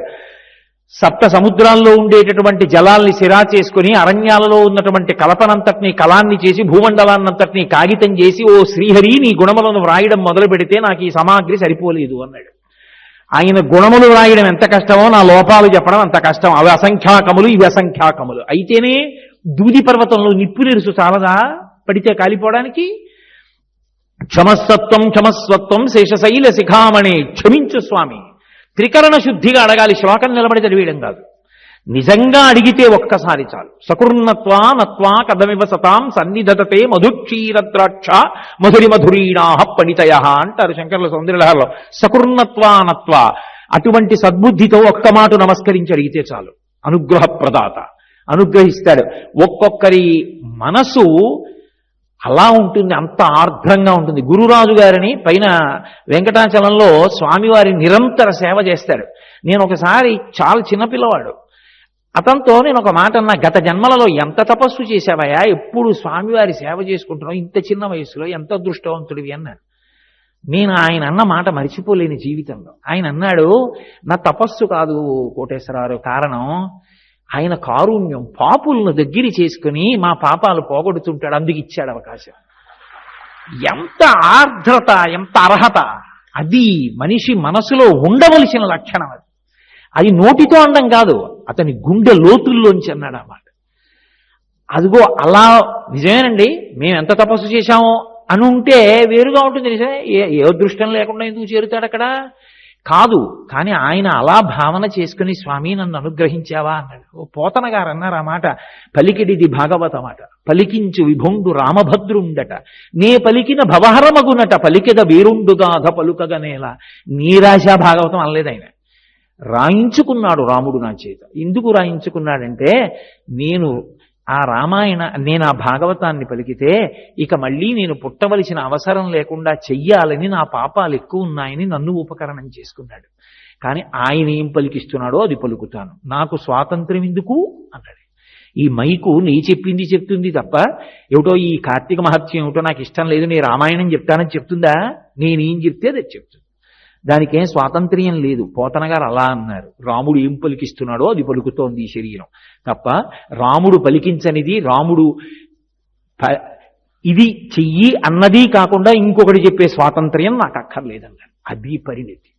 నువ్వేం రాశావన్నది కాదు ప్రధానం, నువ్వు ఎంత భక్తితో రాశావన్నది ప్రధానం. ఇది మహానుభావుని యొక్క కలంలోంచి జాలువారినటువంటి భావన విశేషం. కాబట్టి సంస్కారం అబ్బితే మాట మాట్లాడడం గొప్ప కాదు, మాట మాట్లాడడానికి స్వరపేటిక పెట్టినవాడెవరు? కాబట్టి నా మాట ఇతరుల బాధకు కారణము కాకుండుగాక, నా మాట ఎప్పుడూ ఇతరుల యొక్క మనశ్శాంతికి కారణముగాక. ఇప్పుడు ఆ మాట విలువ గుర్తించాడు, అది పరమేశ్వరుడు ఇచ్చాడు స్వరపేటిక, అది మిగిలిన ప్రాణులకు లేదు, నాకుంది, ఇప్పుడు ఉపయోగపడింది. ఒక మాట మాట్లాడితే ఈశ్వరుడికి కృతజ్ఞత చెప్తాడు, ఈశ్వరా ఈ కంఠం పెట్టావు కాబట్టి రక్షించావు, అదృష్టవంతుడు. అది ఉపాసన. ఇప్పుడు ఆయన పూజామందిరంలో ఎంతసేపు కూర్చున్నాడంటే అని అడగకూడదు, ఆయన మాట మాట్లాడితే ఈశ్వరుణ్ణే స్మరించి కృతజ్ఞత చెప్తాడు. సకలమపి ముద్రా విరచన, ఆయన ఇప్పుడు ఇలా అండవు. ఎందుకంటే ఈ చెయ్యి కదలక ఎన్నో మందులు పుచ్చుకొని విద్యుద్ఘాతం పొందుతున్న వాళ్ళు ఉన్నారు చెయ్యి కదలాలని. ఆయన అనుగ్రహం ఈ చెయ్యి కదులుతోంది. ఈ చెయ్యి కదలిక ఇతరుల శాంతికి కారణం కాదు. మీరేం బెంగ పెట్టుకోకండి అని ఇలా అనడానికి పనికి రావాలి, ఇలా అనడానికి నా చెయ్యి పనికి రాకూడదు జీవితంలో. ఎందుకని? ఈ చెయ్యి కదులుతోంది అంటే వెనక పరమేశ్వరుడుండి కదిలే అవకాశం ఇచ్చాడు. దీని కదలికలు ఎప్పుడూ ఇతరుల శాంతికి కారణమగుగాక, ఈ కదలికలు ఎప్పుడూ ఇతరుల అశాంతికి కారణము కాకుండుగాక. ఇప్పుడు ఏమైంది? ఆయన ఏ అవయవాన్ని కదిపినా అవి ముద్రలవుతాయి తప్ప మంత్రజపానికి ఆయన మామూలుగా కదిపినటువంటి కదలికలు కావు. అది భక్తి, అది పండుతూ ఉండాలి, అది పెరుగుతూ ఉండాలి, విస్తరించాలి. అంతేగాని భక్తికి పూజామందిరం ఒకటే అంటే రావణ భక్తి అవుతుంది. నియుజ్యమానాస్తు గజాస్వహస్తా సఖేశ్చరాస్తోత్పలపత్రహస్తా బభూవ దేవీ చ కృతాసు హస్తా లక్ష్మీస్తదా పత్నిని పద్మహస్తా అంటారు మహర్షి రామాయణంలో. పుష్పక విమానంలోకి వెడతాడు, గజలక్ష్మిని ఆరాధన చేస్తాడు, బయటికి వస్తాడు, లక్ష్మీ స్వరూపమైనటువంటి సీతమ్మని చూడకూడని చూపు చూస్తాడు. గృహలక్ష్మి గృహే గృహే, పద్మావతి అమ్మవారి మందిరంలోకి వెళ్ళి పద్మావతీదేవిని దర్శనం చేసి బయటికి వస్తున్నప్పుడు నీకు కంటికి కనపడిన సువాసినులందరూ ఆ పరదేవతా స్వరూపిణిలే. ఆ భావన నీకున్ననాడు నువ్వు నిరంతరం అమ్మవారి దర్శనం చేస్తున్నావు. అక్కడికి వెళ్ళి నమస్కారం పెట్టి బయటికి వచ్చి చూడకూడని చూపు చూస్తే ఆ అమ్మవారికి తెలియదు నువ్వు ఎటువంటి చూపు చూస్తుంటావో, అసహ్యించుకుంటుంది. చీ నువ్వు వస్తే నాకు పరమ అసహ్యం రా అంటుంది. యోగ్యత కలిగిన పుత్రుడు అంటే అమ్మ సంతోషించే కొడుకు అంటే లోచూపుని అమ్మ లోచూపుతో చూస్తుంది, లోచూపుని అయ్య లోచూపుతో చూస్తాడు. ఇది ఉపాసన కాలంలో మరీ ప్రత్యేకంగా చూస్తారు. పరీక్షాకాలం విద్యార్థికి లాగా జీవితం సార్థక్యం పొందే కాలం. అందుకని ఆషాఢ శుద్ధ ఏకాదశి ఆయన పడుకుంటున్నాడు అంటారు. అంటే నువ్వు జీవితాన్ని సార్థక్యం చేసుకో, నీ మనసుని భగవంతుని యందు పెట్టడానికి ప్రయత్నం చెయ్యి. ఇప్పుడు కర్మేంద్రియములు దానికి సాధనం. ఇది జాగ్రత్తగా పట్టుకోవాలి. అభ్యాసయోగేన తతో మామిచ్ఛాప్తుం ధనంజయ అంటాడు శ్రీకృష్ణ భగవానుడు భగవద్గీతలో. నా మనసు పెట్టు అన్నారనుకోండి, ఇప్పుడు నేను మీ దగ్గరికి వచ్చాయా మీ అందరూ మనసుని భగవంతుడి దగ్గర పెట్టండి అన్నాను అనుకోండి, వెంటనే అందరం మనసు భగవంతుడి దగ్గర పెట్టేశాం అనుకోండి, అయిపోయిందంటే అందరూ యోగులు అయిపోయారు. అలా పెట్టేస్తే ఇంకే, ఈ పువ్వు అక్కడ పెట్టంటే పెట్టచ్చు, అయ్యా స్నానం చేసిరా అంటే చేసి రావచ్చు, కాళ్ళు కడుక్కో అంటే కడుక్కోవచ్చు, మనసు ఇక్కడ ఉంచంటే ఉంటుందా? అంత తేలిక విషయం కాదు. ఇప్పుడే నేను అక్కడ కూర్చుని ఉండగా ఆనంద నిలయంలో అందరినీ లైన్లో పంపించేటటువంటి అధికారి వారు ఇక్కడే ఉన్నారు. ఆయన నాతో ఒక అమృతతుల్యమైన మాట అన్నారు. ఏమండి వెంకటాచలానికి వచ్చి ఆనంద నిలయంలో ఆ స్వామిని లిప్తకాలం చూస్తే మురిసిపోయేవాళ్ళు కోట్ల మంది ఉన్నారు. నిలబెట్టలేదు నిలబెట్టలేదు నిలబెట్టలేదు అంటారు. అక్కడికి వచ్చిన తర్వాత ఏవో మాట్లాడుకుంటారు పక్క వాళ్ళతో. అయ్యా అలా మాట్లాడకండి అన్నాం అనుకోండి అహంకారం వస్తుంది, మీరు మాకు చెప్పేవాళ్ళ అన్నట్లుగా ఉంటుంది. అందుకని వాళ్ళ మనసు గాయపడకుండా వాళ్ళకి ప్రయోజనం కలగడానికి నేను ఒక మాట అంటుంటాను, స్వామిని చూడండి స్వామిని చూడండి అంటూ ఉంటాను. వాళ్ళు వెళ్ళిపోతూ అయ్యో మేము పొరపాటు పడి అక్కర్లేని మాటల్లో పడ్డాం, కాలము దుర్వినియోగం అయిపోకుండా మీరు చేసిన హెచ్చరిక మాకు పనికొచ్చింది అని వెళ్ళిపోతూ ఉంటారండి. వాళ్ళకి ప్రయోజనం కల్పించడం కోసం నేను అక్కడ నిలబడుతూ ఉంటానన్నారు. అబ్బాయి ఎంత మంచి మనసురా అనుకున్నాను నేను. అది అవతల వారు మనసు పెట్టడం అంత తేలికైన విషయం కాదు. అందరూ మనసు భగవంతుడి దగ్గర పెట్టేశామనుకోండి, ఇంకే తరించిపోయినట్టే ఉత్తర క్షణంలో. ఇన్ని ప్రవచనాలు ఎందుకు, ఇన్ని గ్రంథాలు ఎందుకు, ఇంత సాధన ఎందుకు, ఏమీ అక్కర్లేదు. అయ్యా మీరు పెట్టండి మనస్సు. అదే ఆయన ఇప్పుడో చెప్పాడు, గీతలోనే చెప్పేశాడు, నాకు అవేం అక్కర్లేదు నీ మనస్సు నా దగ్గర పెట్టన్నాడు. అలా పెట్టేస్తే ఇంకే పెట్టలేం కాబట్టి ఏం చేయాలి? కర్మేంద్రియాలకి పని చెప్పాలి.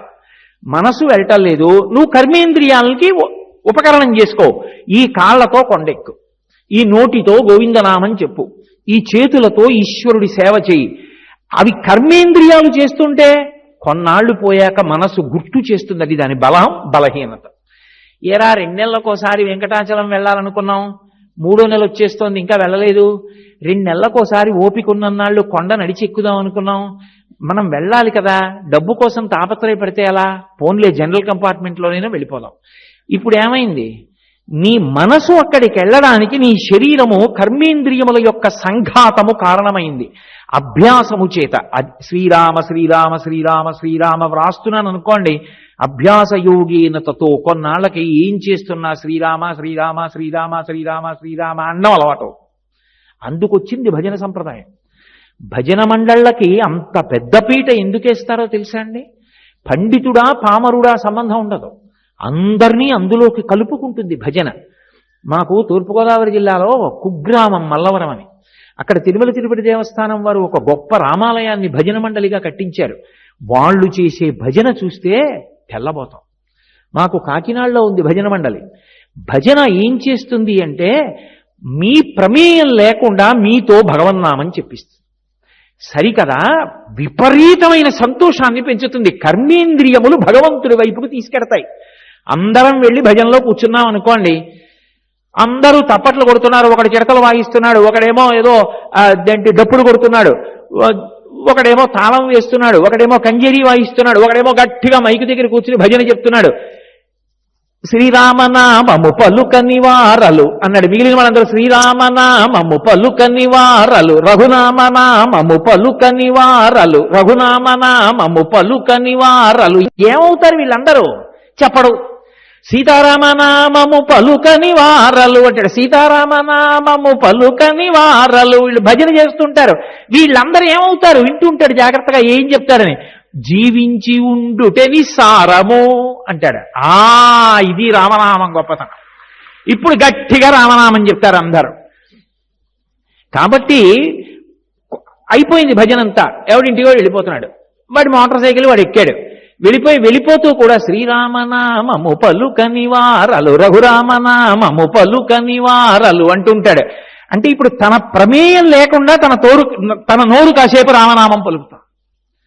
ఇది కర్మేంద్రియముల చేత అభ్యాసము చేత మనసుని తీసుకొస్తారు అక్కడికి. అలా మెల్లిగా రాముని యందు భక్తి ఏర్పడుతుంది, రామాయణం మీద భక్తి ఏర్పడుతుంది. ఇది ఉపాసనకి మార్గం. అప్పుడు ఏమవుతుంది, పండిన స్థితిలో మీరు ఏం చేస్తున్నారన్న దాంతో సంబంధమే ఉండదు. కలిసి వచ్చిందా, కలిసి రాలేదా, కష్టం వచ్చిందా, సుఖం వచ్చిందా. భగవాన్ రమణులు అంటారు, చెరుకు కర్రని పట్టుకుని కత్తితో నరికిన, పళ్ళ మధ్యలో పెట్టి నవిలిన, లేదా దాన్ని మరలో పెట్టి తిప్పిన అది తియ్యటి రసాన్ని ఇస్తుంది తప్ప బాధపడి అది మాత్రం ఉప్పగా ఎప్పుడూ ఉండదు. నిజమైనటువంటి పండిపోయిన భక్తికి వెళ్ళిపోయినటువంటి వాడు శరీరం ఏమవనివ్వండి, ఏది వస్తోంది ఏది పోతోంది సంబంధం ఉండదు. లోపల మాత్రం భగవంతుణ్ణి పట్టుకుని పరవశించిపోతుంటాడు. నిన్ను సేవింపగ నాపదల్పడమని నిత్యోత్సవం బబ్బని జనమాతృండనని సంసార మోహంబు పైకొనని జ్ఞానము గల్గని గ్రహగతులు కుందింపని మేలు వచ్చిన రాణి అవి నాకు భూషణములే శ్రీకాళహస్తీశ్వర అంటాడు దుర్జుడు. అదిగో ఆ స్థాయికి వెళ్ళిపోయి యోగరతో వా భోగరతో వా సంగరతో వా సంగవిహీన యస్యద్ బ్రహ్మణి రమతి చిత్తం నందతి నందతి నందత్యేవ. శ్రీభాష్యం అప్పలాచార్య స్వామి వారిని విశాఖపట్నంలో ఉండేవారు. ఎవరైనా రామాయణం చెప్పండి అని అడగడమే లోపం. సంకలో రామాయణం పెట్టుకుని వాళ్ళ ఇంటికి వెళ్ళి రామాయణం చెప్పొస్తుండేవారు మహానుభావుడు. అటువంటి వారు ఒకప్పుడు ఎక్కడో జారి పడిపోయి నడుము విరిగిపోయింది. నేను వారి దర్శనానికి వెళ్ళాను. వారు మంచంలో ఉన్నారు. నేను అన్నాను, అయ్యో అయ్యా, మీరు వెళ్ళి ప్రతి ఇంట్లో రామాయణం చెప్పేవారు, మీరు రామాయణం చెప్తున్నారంటే అలా వినేవారు జనం. నడుం విరిగిపోయి కదలలేక ఇలా మంచంలో ఉండి చక్రాల కుర్చీలో పెడుతున్నారే, చాలా బాధగా ఉందండి అన్నాను. ఆయన నా వంక చురుగ్గా చూసి అన్నారు, బాధపడడం ఎందుకురా, ఈశ్వరుడు ఒకనాడు తిరిగి రామాయణం చెప్పరా అన్నాడు. ఇప్పుడు రామాయణం విందామనుకున్న వాళ్ళు నా దగ్గరికి వస్తే పడుకుని చెప్తున్నాడు. ఎన్నాళ్ళు తిరుగుతావురా, పడుకుని చెప్పు అన్నాడు రా, బెంగెందుకు అన్నారు. అది పండిన భక్తి. ఏమిటో ఇంతకాలం రామాయణం చెప్పాను, నడుము విరిచేశాడు ఈశ్వరుడు అనలేదు ఆయన. అది ఇక వాళ్ళని ఏ కష్టం చేత వాళ్ళ మనసు చిలిస్తుంది. ఎప్పుడూ రాముడే, ఎప్పుడూ సంతోషమే. గుండెపోటు వచ్చి వైద్యశాలకు తీసుకెడుతుంటే ఎదురుగుండా ఏ ఊరు నుంచో వచ్చిన వాళ్ళని పలకరించారు ఆయన. కొడుకు మీకు గుండెపోటు వస్తోందని చెప్పలేక, నాన్నగారండి వైద్యశాలకి తీసుకెళ్ళాలి, తొందరగా రండి, ఏమిటండి మాట్లాడడం, రండి నాన్నగారు అన్నాడు. ఆయన అన్నారు, పూర్వభాషీచ రాఘవా పలికి కనపడితే ముందు పలకరించేవాడు రా రాముడు, రామాయణం చెప్పిన నేను వచ్చిన వాళ్ళని పలకరించకపోతే ఏం మర్యాదరా అన్నారు. అది కాదు రామాయణం జీర్ణం అవడం అంటే, అది కాదు భక్తి అంటే. యోగరతో వా భోగరతో వా సంగరతో వా సంగ విహీన యస్యద్ బ్రహ్మణి రమతి చిత్తం నందతి నందతి నందత్యేవ. అదిగో ఉపాసన పండడం అంటే అది. అది కార్తీక మాసం దగ్గరికి వచ్చేటప్పటికి ఉపాసన చాలా జాగ్రత్తగా చేసుకో. ఎందుకని ఋషులు ఎందుకు నిర్ణయం చేశారు అంటే, ఒకటి ప్రమాదము నుండి తప్పించుకోవడానికి మొదట ఇది చెప్పారు.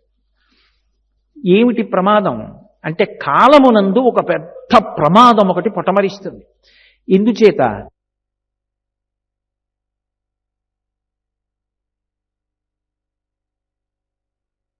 రావు భౌ అంటాడు వేదవ్యాస భగవానుడు దేవీ భాగవతంలో. యమధర్మరాజు గారి యొక్క 2 కోరల్లో ఒక కోరని శరదృతువులో బయటికి పెడతాడు. వసంత ఋతువులో 2వ కోర పైకొస్తుంది. యమధర్మరాజు గారి యొక్క కోర ఎప్పుడు పైకొస్తుందో అప్పుడు పరమ భయంకరమైనటువంటి ప్రమాదములు జరుగుతాయి. జరిగి చదవడానికి చూడ్డానికి కూడా రోమాంచితమై ఒళ్ళు జలధరించేంత భయంకరమైనటువంటి సంఘటనలు జరిగి జనులు నశించిపోతారు. ప్రమాదములు పొడసూపడం ఒకెత్తు, ప్రమాదములు జరగడం ఒకెత్తైతే అంటువ్యాధులు మొదలైనటువంటివి ప్రబలడం, వరదలు రావడం, అకాలమైనటువంటి వర్షాలు పడడం, బాహ్యమునందు సంపద పంట మొదలైనటువంటివి నశించడం, ఇవన్నీ కారణమై ఉంటాయి. ఇంత నష్టం జరగకుండా ఉండాలి అంటే ఈశ్వరుని యొక్క ఉపాసన ఒక్కటే మార్గం.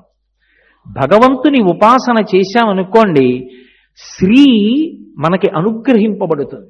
వెంకటేశ్వరుడికి శ్రీదేవి భూదేవి భార్యలు అంటే ఆయనకి ఏదో సరదా పుట్టి ఇద్దరిని పెళ్లి చేసుకున్నాడని భావన చేయకూడదు. ఆయన విభూతులవి. ఈ భూమి నుండి అనేకమైన సంపదలు వస్తాయి. అందుకే వసుంధర అని పేరు భూమికి. ఐశ్వర్యం ఎక్కడి నుంచి వస్తుంది అంటే భూమిలోంచే వస్తుంది. నేను ఇల్లు కట్టుకోవాలి, కావలసిన ఇటకలు ఎక్కడి నుంచి వస్తాయి? భూమిలోంచే.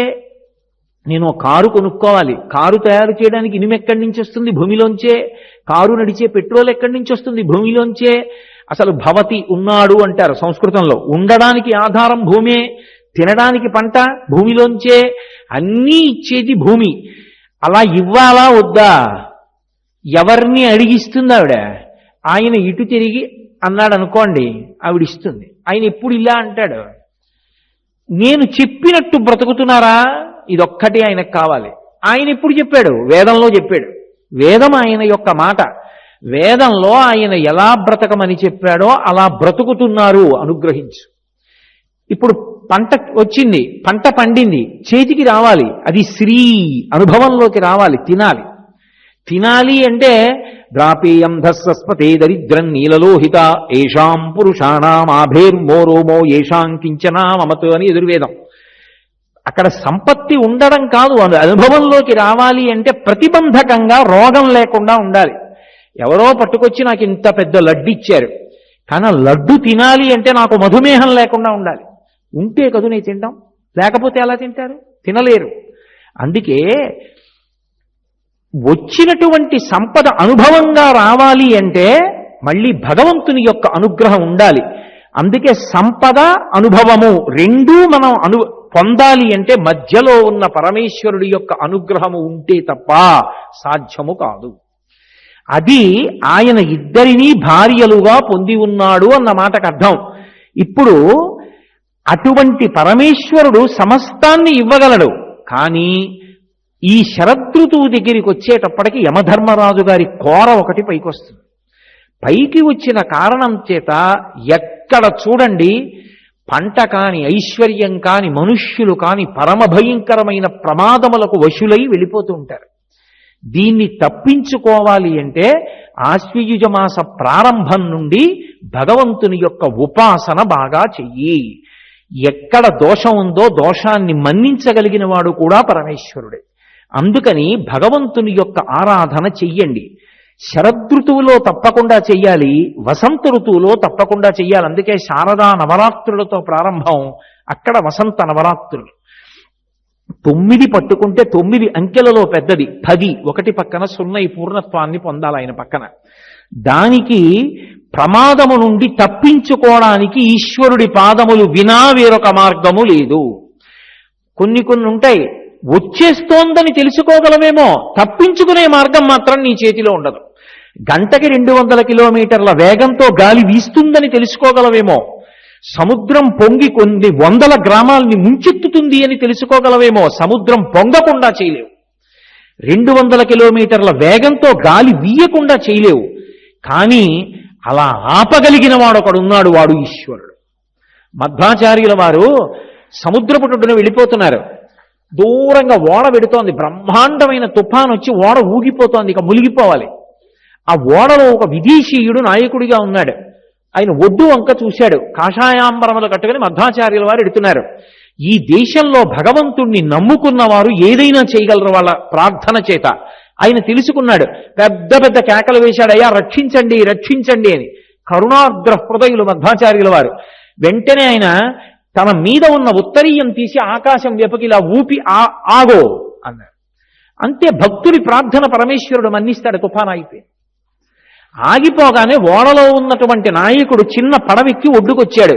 మధ్వాచార్యుల వారి కాళ్ళ మీద పడ్డాడు.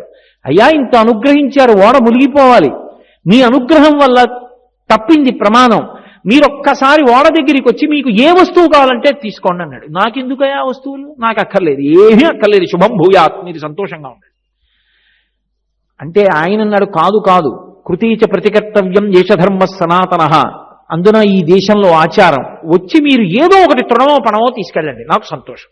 వెళ్ళారు మధ్వాచార్యుల వారు. లోపలికి వెళ్ళి చూశారు, ఒక పెద్ద గంధపు ముద్దలో ఏదో ఉంది, ఇది కావాలి నాకన్నారు. తీసుకొచ్చి ఉడుపి క్షేత్రంలో పుష్కరిణిలో కడిగారు. శ్రీకృష్ణ భగవానుడు రుక్మిణీదేవికి బహూకరించడం కోసమని విశ్వకర్మ చేత చేయించినటువంటి బాలకృష్ణుడి యొక్క విగ్రహం అదే ఇప్పుడు ఉడుపి క్షేత్రంలో ప్రతిష్ఠితమయ్యింది. ఒకనాడు మధ్వాచార్యుల వారు ఉత్తరీయం ఊపితే తుఫాన్ ఆగిపోయింది. పరమేశ్వరుడి అనుగ్రహిస్తే ఉపద్రవములుండవు, అందరూ సంతోషంగా ఉంటారు. ఏ కాలమునందు ప్రమాదము పొటమరించే అవకాశం ఉంటుందో ఆ కాలమునందు దానికి నివారణోపాయంగా నేనొక్కడిని రక్షింపబడడం కాదు, నాకు 7 అంతస్తుల మేడుందండి, చాలా ఎత్తు మీద ఉందండి, సముద్రం పొంగొచ్చినా నాకేం అవదండి, అవసరం అయితే ఆ ప్రకటన వెలువడగానే నేను మా బంధువుల ఇంటికి విమానంలో వెళ్ళిపోగలనండి, నేను భాగ్యవంతుణ్ణండి, అది ఈ దేశ లక్షణం కాదు. నేను బ్రతకడం కాదు, నాతో అందరూ బ్రతకాలి. కారణం మాతాచ పార్వతీదేవి పితాదేవో మహేశ్వర, మా తల్లిదండ్రులు వాళ్ళు, మేమందరం వాళ్ళ సంతానం, అన్నదమ్ములం, అందరూ బ్రతకాలి. అందుకని శం ద్విపదే శం చతుష్పదే, మనుష్యులు కాదు 2 కాళ్ళున్న మనుష్యులు 4 కాళ్ళున్న జంతువులు కూడా సుఖంగా ఉండాలి. సుఖంగా ఉండాలంటే భగవదారాధన చెయ్యాలి. ఎవడు అటువంటి శాసనం చెయ్యగలడో, ఎవడు అలా ఫలితాన్ని ఇవ్వగలడో అటువంటి వాడు అనుగ్రహించిన నాడు అసలు అటువంటి దుష్ఫలితములు కలగకుండా, ఉపద్రవములు ఏర్పడకుండా కాపాడగలడు. అందుకే యమధర్మరాజు యొక్క కోర పైకొచ్చేటటువంటి కాలం కాబట్టి ఈశ్వరోపాసన చేత నువ్వు రక్షణ కల్పించుకో. మనకి ఋషులు సూచన చేశారు. మీరు ఎప్పుడైనా గమనించండి, శరత్కాలం వచ్చినా వసంతకాలం వచ్చినా పరమ భయంకరమైనటువంటి ప్రమాదముల గురించి మనం చదువుతూ ఉంటాం. ఋషి ఉత్తినే చెప్పలేదు, ఛాందసత్వం కాదు, ఉన్న విషయాన్ని ఉన్నట్టుగా అర్థం చేసుకోవడానికి వినయము భక్తి అవసరమై ఉంటాయి. అది సత్యము అన్న మాట యందు విశ్వాసం ఉండాలి. అందుకని ఈ ఉపాసనా క్రమం వచ్చింది. ఇక ఈ కార్తీక మాసం దగ్గరికి వచ్చేటప్పటికి దీపం యొక్క ఆవశ్యకత చాలా విశేషంగా ఉంటుంది. ఎంతో గొప్పగా అసలు ఆశ్వయుజ మాసంలో వచ్చేటటువంటి అమావాస్య నాడు ప్రారంభం. ఒక దీపం కాదు, ఆవళి వరుస, దీపముల వరుస ఎప్పుడు ఏర్పడుతుంది? ప్రతిరోజు ఒక దీపం పెడితే మా ఇంట్లో 4 దీపాలు పెట్టి, మా పక్కింట్లో 4 దీపాలు పెట్టి, ఆ పక్కన 4 దీపాలు పెడితే దీపాలన్నీ కలిసి దీపాల తోరణం, దీపాల వరుస. దీపాల వరుసతో ప్రారంభం కావాలి ఆశ్వయుజ మాసం అమావాస్య నుంచి. ఇక ఈ మాసం వచ్చేటప్పటికి దీపానికి ఎనలేని ప్రాధాన్యత ఇస్తారు. కారణం ఛాందసత్వంతో పెట్టారనుకోకండి, దీపానికి ఒక శక్తి ఉంటుంది. ఆవు నెయ్యి కానీ నువ్వుల నూనె కానీ వేసి దీపాన్ని పెడితే ఆ దీపం నుంచి వచ్చేటటువంటి పొగ ఏది ఉంటుందో అది ఏ ఏ ప్రాణులు ఆ పొగని పీలుస్తాయో ఆ ప్రాణులన్నిటికీ కూడా దీర్ఘాయుర్దాయం కలుగుతుంది అని. ఏ కారణం చేత అంటే శనీశ్వరుడు, శనీశ్వరుడు కాదు, గ్రహానికి ఈశ్వరత్వం లేదు. శనీశ్చర, శనైహి చరహ, ఆయన మెల్లమెల్లగా నడుస్తాడు. శనీశ్వరుడు హృదయము యొక్క నాడికి, ఆ జీవనాడికి ఆధిపత్యంలో ఉంటాడు. ఆయన ప్రీతి చెందాలి. ప్రీతి చెందితే ఆయుర్దాయం నిలబడుతుంది. నేను ఒకానొకప్పుడు దేవీ భాగవత వ్యాఖ్యానంలో ఒక చోట ఈ విషయాలు చదివి నాకు అనుమానం వచ్చి ఒక వైద్యుణ్ణి అడిగా, నాకు బాగా తెలిసిన వైద్యుణ్ణి, అసలు నిజంగా శరత్కాలంలో ఈ ఆశ్వీజ మాసం కార్తీక మాసంలో అంత ప్రమాదం పొటమరిస్తుందా అని అడిగాను. అడిగితే ఆయన నాతో ఓ మాట చెప్పారు. కోటేశ్వరరావు, నాకు పురాణంలో ఏముందో తెలియదు కానీ నేను మీతో ఒక మాట చెప్తాను. మన శరీరంలో కొవ్వు ఉంటుంది. ఆ కొవ్వు చాలా చిన్నదిగా, చిన్న చిన్న నలుసులుగా నెత్తుట్లో ప్రవాహంగా వెడుతూ ఉంటుంది. అది అంతకు ముందు పర్వాలేదు, బాగా వెడుతుంది. కానీ మంచు బయట పడడం, లోకం చల్లపడిపోవడం ప్రారంభమైతే లోపల ఉండేటటువంటి ఈ రక్తకేశనాళికలు, రక్తం ప్రవహించేటటువంటి వెంట్రుకవాసి సన్నగా ఉండేటటువంటి నాళములు సంకోచిస్తాయి, చలికి మూసుకుంటాయి, అవి దగ్గర పడతాయి.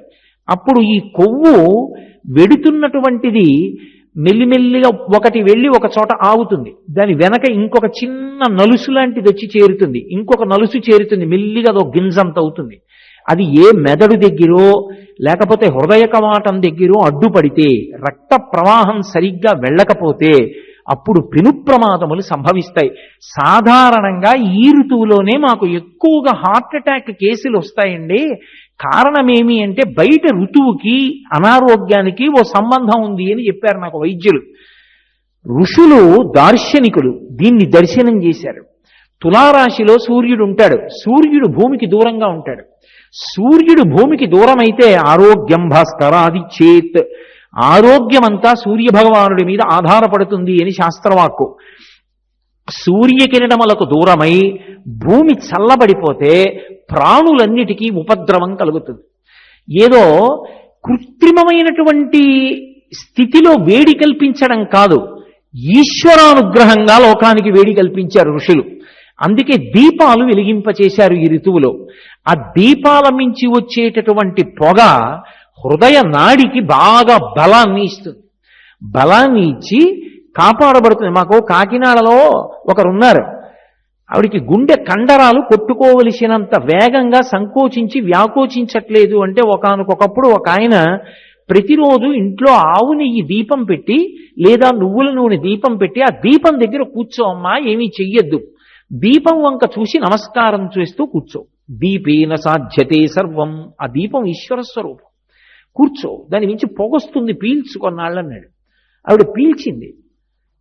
వైద్యులు ఆవిడ హృదయ కండరాలు బలపడి బాగా కొట్టుకుంటోంది ఇప్పుడు అని చెప్పారు. యథార్థంగా చెప్తున్నానండి. గోపాలకృష్ణ గారికి తెలుసు, వారు ఎవరో కూడా పేర్లు చెప్పడం ఇష్టం లేకని చెప్పట్లా. ఋషులు ఏదో అక్కర్లేని ఛాందసత్వం చెప్పలేదు. భారతదేశంలో దీపావళి పండగ నాటి నుంచి ఇన్ని దీపాలు ఎందుకు వెలిగిస్తారు? ఒకప్పుడు గ్రీస్ దేశానికి చెందినటువంటి శాస్త్రవేత్తలు పరిశీలనం చేశారు. చేస్తే వాళ్ళకు ఒక విషయం అర్థమైంది. వర్షాకాలంలో అంతకుముందు వేసవి ఉంటుంది. వేసవికి భూమి అంతా కూడా బాగా వేడెక్కిపోయి ఉంటుంది. అప్పుడు ఆ వర్షధారలు పడితే భూమిలోంచి వాయువులు పైకొస్తాయి. అందుకే వాసన వస్తుంది భూమి. ఆ వాయువు భూమి అంతటా విస్తరిస్తుంది. ఆ తరువాత వచ్చేటటువంటి ఋతువు ఈ కార్తీక మాసం దగ్గరికి వచ్చేటప్పటికీ రోగకారకమైనటువంటి క్రిములు వాతావరణం అంతా ప్రవేశిస్తాయి. పైగా పంట బాగా ఏపుకొచ్చి ఉంటుంది. ఇక పంటలు కోతలు కోస్తారు. కోతలు కోసినప్పుడు కంకుల మీద ఉన్నటువంటి ఆ క్రిములు ఏమవ్వాలో తెలియక అవన్నీ ఎగిరి ఊళ్ళల్లోకి వస్తాయి. ఊళ్ళల్లోకి వస్తే ఊళ్ళకి పెద్ద పెద్ద ప్రమాదకరమైనటువంటి వ్యాధులు పటమరిస్తాయి, అంటువ్యాధులు. ఇవి రాకుండా ఉండాలి అంటే పూర్వకాలంలో ఏం చేసేవారంటే దీపాలు వెలిగింపచేశారు. దీపానికి కీటకం ఆకర్షణ పొందుతుంది. అది ఊరు మీదకి వచ్చి దీపాల దగ్గరికి వచ్చి దీపాల మీద పడిపోయేది. పడిపోతే రక్షింపబడేవి. ఇది పరిశీలించాడు శాస్త్రవేత్త.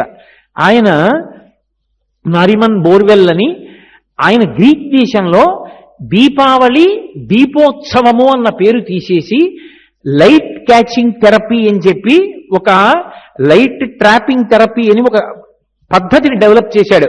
భారతదేశంలో ఆశ్వీజ మాసం చివరి నుంచి దీపాలు ఎలా పెడతారో అలా గ్రీక్ దేశంలో కూడా దీపాలు ప్రతి ఇంటా వెలిగించండి. పంటలు పాడు చేసేటటువంటి క్రిములు, రోగకారకమైన క్రిములు నశించే అవకాశం ఉంది అని అలా వెలిగించడం మొదలుపెట్టిన తర్వాత గ్రీక్ దేశంలో రోగాలు, ఉత్పాతాల సంఖ్య తగ్గింది. ఒకనాడు ఋషి దార్శనికుడై చెప్పినటువంటి విషయాన్ని శాస్త్రవేత్తలు అంగీకరించారు తరువాతి కాలంలో. ఇవి ఇందుకు పెట్టబడ్డాయి. కానీ ఇక్కడ పెడితే భౌతిక రక్షణ కోసమని కాదు, అది ఈశ్వర స్వరూపంగా, ఆ దీపము ఈశ్వరుడే, అది మమ్మల్ని రక్షిస్తుంది అని దీపాన్ని వెలిగించడం అనేటటువంటి క్రియ ప్రారంభం చేశారు. అలాగే మనకి ఈ కార్తీక మాసం దగ్గరికి వచ్చేటప్పటికి పౌర్ణమి తిథికి వెడితే ప్రత్యేకంగా దీపమే ప్రధానమై ఉంటుంది. దీపమునకు ఉన్నటువంటి ప్రఖ్యాతి ఇక దేనికి ఉండదు. మీరు దీపం ఎక్కడ పెట్టారు అన్న దాంతో నియమం లేదు. మీరు ఇంట్లో పెట్టారా, శివాలయంలో పెట్టారా, విష్ణువాలయంలో పెట్టారా, మఠంలో పెట్టారా, ఇది కాదు. మీరు దీపం పెట్టారా లేదా, ఇది ప్రధానం. ఎందుచేత దీపం పెట్టడం అనేటటువంటిది కార్తీక పౌర్ణమికి అంత ప్రధానమైనది అంటే దానికి ఒక కారణం చెప్పారు. ఒకటి, ఆ కార్తీక పౌర్ణమి వచ్చేటప్పటికి మిగిలినటువంటి జీవకోటినంతటినీ ఉద్ధరించడానికి కావలసినటువంటి మంచి అవకాశం మనుష్య ప్రాణి పొందుతాడు. త్యాగే నైకే అమృతత్వమానసు, పరులకు ఉపకారం చేసి త్యాగం చేసిన వాడెవడో వాడు అమృతత్వాన్ని పొందుతాడు. సమస్త భూతకోటికి ఆ తిథి నాడు మహోపకారం చెయ్యడానికి కావలసినటువంటి అనుగ్రహ శక్తి మనుష్యునికి ఉంటుంది. ఎలా అంటే దీపాన్ని వెలిగించి, కేవలం లౌకికమైన దీపం కాదది, అందుకే దీపారాధన అన్న మాట వచ్చింది. పుష్పారాధన లేకపోతే ఏదో నైవేద్యారాధన అలా ఉండదు. ఏదో ఈశ్వరుడికి నైవేద్యం పెట్టడానికి 4 అరటిపళ్ళు పట్టుకొచ్చారనుకోండి, అరటిపళ్ళకి ఆరాధన చేయరు. లేకపోతే గంధం అక్కడ పెట్టారనుకోండి, గంధానికి ఆరాధన చేయరు. దీపం వెలిగిస్తే దీపారాధన, దీపానికి ఆరాధన ఉంది. ఎందుకని దీపము పరబ్రహ్మస్వరూపం. నత్ర సూర్యో భాతి నచంద్రతారకం నేమా విద్యుతో భాతి కుతోయమగ్ని తమీవ భాంతమనుభాతి సర్వం తస్య భాసా సర్వమిదం విభాతి. ఎక్కడ ఇక సూర్యచంద్రులు కూడా ప్రకాశించకుండా ఒక్క పరమేశ్వర తత్వము మాత్రమే ప్రకాశించి కొన్ని కోట్ల మందిని అనుగ్రహింపచేస్తుందో, అటువంటి ప్రకాశము వెలుగులకు వెలుగైనటువంటి ఆ దివ్య యొక్క స్వరూపమే పరబ్రహ్మం. అది ఆరిపోవడం ఉండదు లోకంలో. అందుకే పోతన గారు భాగవతంలో అంటారు, లోకంబులు లోకేశులు లోకస్తులు తెగిన తుది అలోకంబగు పింజీకటి కావల యవ్వండే కాకృతి వెలుగు అతని వేసే వింటున్ అంటారు. ఆయన ఎప్పుడూ అలా వెలుగుతూనే ఉంటాడు. అది అసలు ఈశ్వర స్వరూపం వెలుగు. అది ఈ లోకాల్ని పరిపాలించేవాళ్ళు, లోకాలలో ఉన్నవాళ్ళు అందరూ మహాప్రళయంలో సముద్ర జలాలలో లయమైపోయినా ఈ గాఢాంధకారానికి ఆవలవాడొక్కడు మాత్రం వెలుగులకు వెలుగై వెలుగుతూ ఉంటాడు. ఆ దీపం సాక్షాత్తు పరమేశ్వరుడు. అందుకే అటువంటి దీపాన్ని వెలిగించగానే ఆరాధన చేస్తారు.